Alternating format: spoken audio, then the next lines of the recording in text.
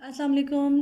कैसे हैं आप सब? उम्मीद करती हूँ आप सब खैरियत से होंगे और आपको जो काम दिया जा रहा है आप कर रहे होंगे। सबसे पहले मैं अप्रिशिएट करना चाहूँगी हफ्ज़ा वाजिद को। उन्होंने मुझे फ़ीडबैक दिया। जो नज़म मैंने जिस तर्ज से पढ़ी थी, जिस अंदाज़ से पढ़ी थी, हफ्ज़ा वाजिद ने बिल्कुल वैसे पढ़ के मुझे भेजी है। मुझे बहुत खुशी हुई है कि वो जिस तरह पढ़ाया जा रहा है वो उसको फ़ॉलो कर रही हैं और वैसे ही वो पढ़ाई भी कर रही हैं। तो यही में अंदाज़ होता है पढ़ाई करने का। तो अगर आप इसी तरीके से अगर पढ़ाई करेंगे तो आपको फिर पढ़ाई में पूरे नंबर भी मिलेंगे। हम चैप्टर जो पढ़ रहे थे उसका एक क्वेश्चन है जो कि हम इल्म के फ़ायदे पढ़ रहे थे। उसका एक क्वेश्चन है, क्वेश्चन नंबर 10 है कि अपने चचा के नाम ख़त लिखकर सालगिरह के तोहफ़े का शुक्रिया जो है वो अदा करें। तो आज हम वही करेंगे। मैं आपको बताती हूँ कि ख़त हमने लिखना किस तरह है। आप ख़ुद लिखेंगे। जस्ट मैं आपको सिर्फ बता दूँगी कि आपने ख़त को शुरू किस तरह करना है और आपके शुरू की लाइंस क्या होनी चाहिए और आपके एंडिंग लाइन क्या होनी चाहिए, क्योंकि आपको पता है ख़त के जो शुरू की लाइंस होती हैं और जिसकी एंडिंग और स्टार्टिंग बहुत अच्छी होनी चाहिए। इसके जो है वो नंबर आपको पूरे मिलते हैं अगर आपने उसका स्टार्ट भी अच्छी तरीके से किया है और आपने उसका एंड भी अच्छे तरीके से किया है। सबसे पहले हम अपने राइट हैंड साइड से अपने सीधे हाथ की तरफ से शुरू करते हैं ख़त लिखना। सबसे पहले हम लिखेंगे जहाँ से आप ख़त लिख रहे हैं वो जगह का होता है नाम। जैसे अज़ कमरा इम्तिहान, इम्तिहान के हवाले से हम लिख रहे हैं तो हम कमरा इम्तिहान भी लिख सकते हैं और हम लिख सकते हैं अज़ कमरा जमात। दोनों में से आप जो भी लिखना चाहें दोनों जो है वो दुरुस्त होते हैं। शहर का नाम हम मेंशन नहीं करते, हम लिखते हैं क्योंकि ये नमूने का ख़त होता है, इसलिए हम इसमें शहर का नाम जो है वो नहीं लिखते, हम लिख देते हैं अलिफ बे जीम। और तीसरी लाइन होती है हमारी जिसमें हम उस दिन की तारीख़ लिखते हैं। जैसे अगर मैं तारीख़ लिखूँ हम लिख देते हैं 13 मई 2020।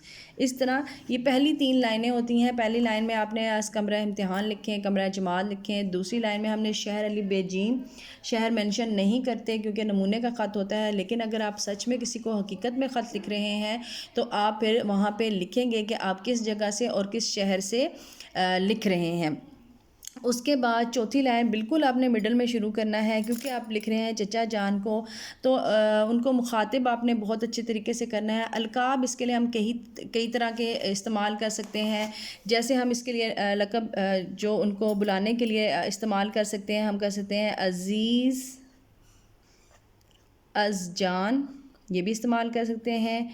प्यारे चचा जान भी इस्तेमाल कर सकते हैं। हम अज़ीज़म भी इस्तेमाल कर सकते हैं। हम काबिल एहतराम भी इस्तेमाल कर सकते हैं। तो बहुत सारे अलकाब होते हैं जिसमें हम अपने प्यारों को मुखातिब करने के लिए हम इन अलकाब का इस्तेमाल जो है वो कर सकते हैं। तो आपको जो भी इस्तेमाल करना है, अज़ीज़ चचा जान भी इस्तेमाल करते हैं, सिर्फ अज़ीज़ भी और जान से प्यारे। तो बहुत ज़्यादा अलकाब हैं आप सिर्फ प्यारे चचा जान ही इस्तेमाल मत किया करें। आप मुख्तलिफ़ अलकाब इस तरह अलकाब का इस्तेमाल करेंगे तो आपका जो ख़त है वो बहुत अच्छा लगेगा और उसके नंबर भी ज़ाहिरी बात है आपको अच्छे मिलेंगे। जैसे मैं इस्तेमाल कर लेती हूँ अज़ीज़, अज़ जान, यानी कि जान से भी ज़्यादा अज़ीज़ चचा जान। इसके बाद आप जो है वो इस्तिजाबिया, फ़जाइया, नदाइया, इसके कई नाम है। इस एक्सक्लेमेशन मार्क जो होता है इंग्लिश में इसको कहते हैं, ये मार्क लगाना जो है वो लाजमी है क्योंकि जब भी हम किसी शख्स को मुखातिब करते हैं हम उसके बाद जो है वो ये निशान लाजमी तौर पर डालते हैं। इसके बाद जो है आपने बिल्कुल राइट साइड से ही इस्तेमाल करना है अस्सलामुअलैकुम।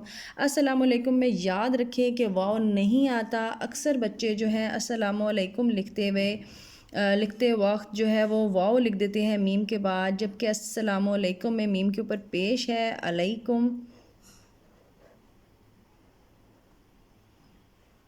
इसके बाद फिर ये निशान डालेंगे हम और के बाद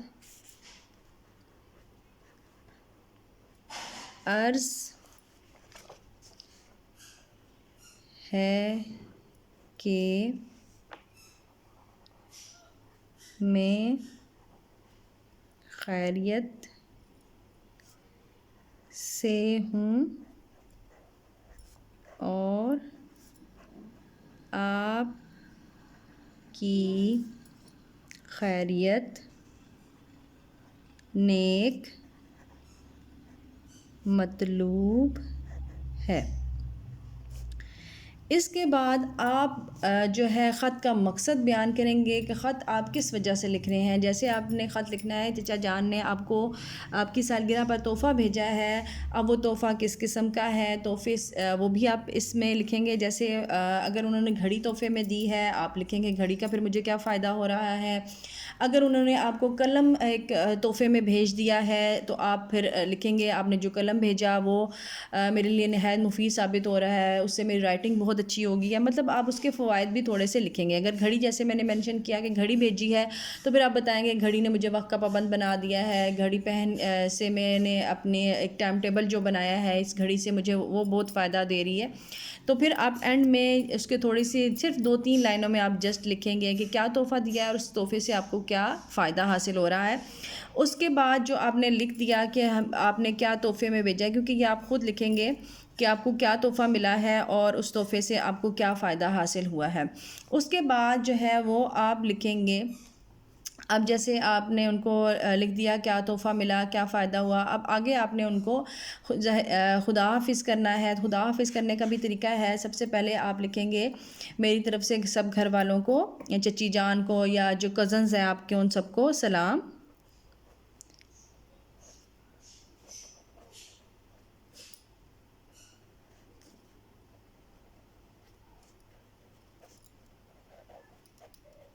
اور بالکل آپ کارنر پہ اپنے الٹے ہاتھ کی طرف، بائیں ہاتھ کی طرف، لیفٹ ہینڈ کی طرف آپ لکھیں گے والسلام، آپ کا یا آپ کی بھتیجی یا بھتیجا، وہ آپ لکھیں گے، اور اس طرح جو ہے آپ کا جو خط ہے وہ مکمل ہو جائے گا۔